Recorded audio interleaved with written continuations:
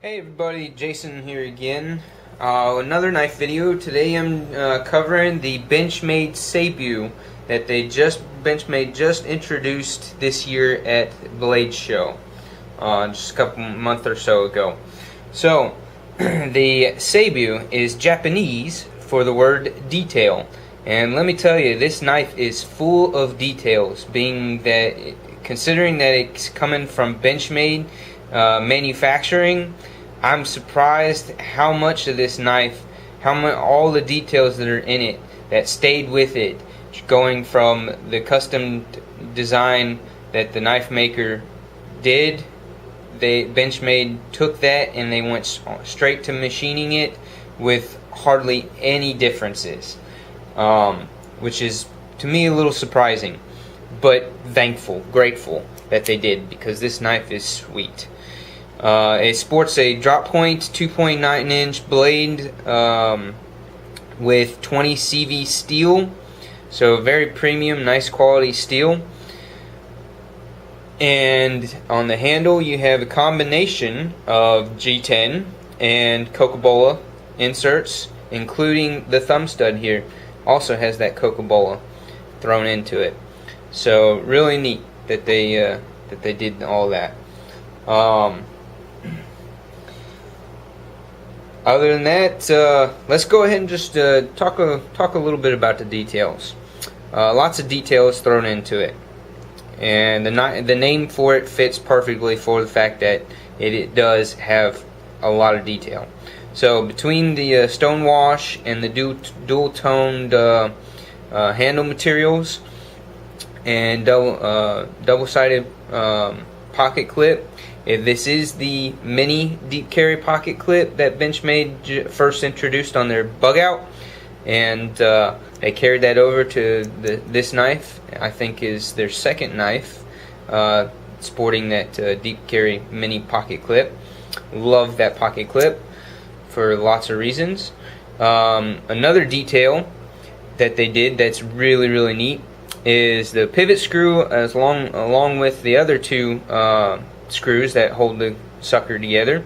On the one side, they were machined with this indented pinpoint indentation, is how I would describe it, and it gives that kind of a swirl look to it. As you can tell, real neat little detail, very nice. And they even did that to the access lock knob right there. You see that thrown in there with it. So really cool detail. On the backspacer, you also have the neat detail put into there that they declared that as being a bamboo style backspacer, all steeled. Really cool. Nice look to it. And then your access lock and the lanyard hole is just nicely smoothed in there, included, for the less than 10% of folding knife owners that like to throw lanyards and beads and do all that customization there. It's there for you if you need it. So, beautiful knife. Again, it's a Japanese design, so I understand that it's not for everybody.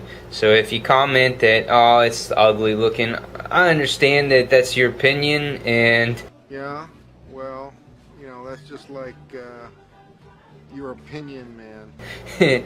Respectfully, it's not for everybody. Everybody has their own preferences and looks and declaring what's beautiful and what's not. So I think it's beautiful. I like it a lot, and I've been carrying it for about a week, and I've been loving it. The blade, excellent grind, very sharp. I've used it quite a number of times already, cutting various things. Very sharp. That 20 CV steel, fantastic, premium steel, quality steel. One thing I did want to point out, that I know that there's some other videos on this knife out there, but nobody bothered to mention that, and I thought it was real interesting.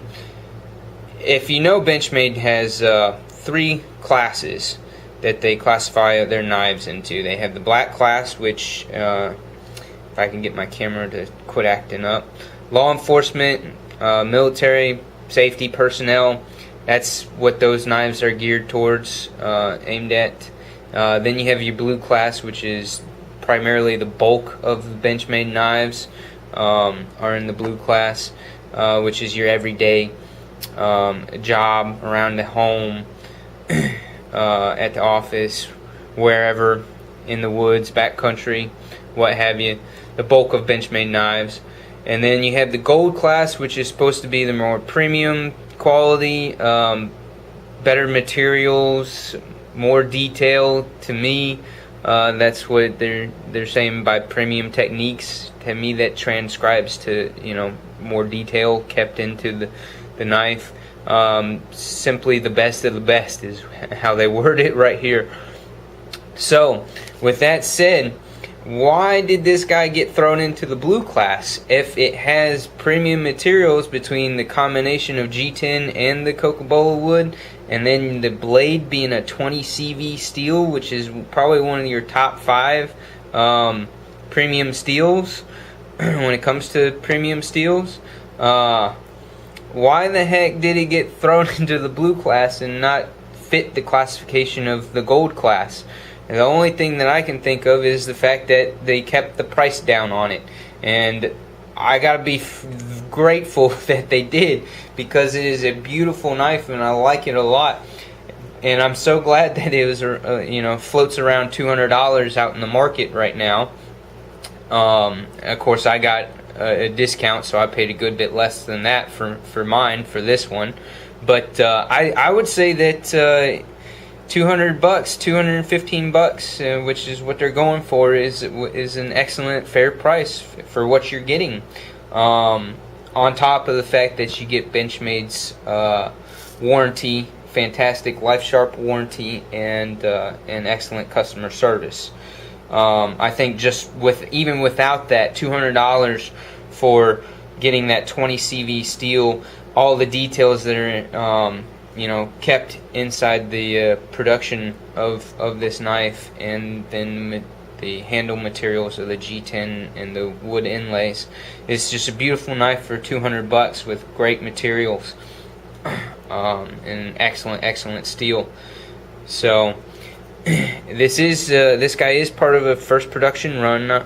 This one happens to be number 116 out of the 1200. So apparently they plan on selling and making a lot of them, which is great.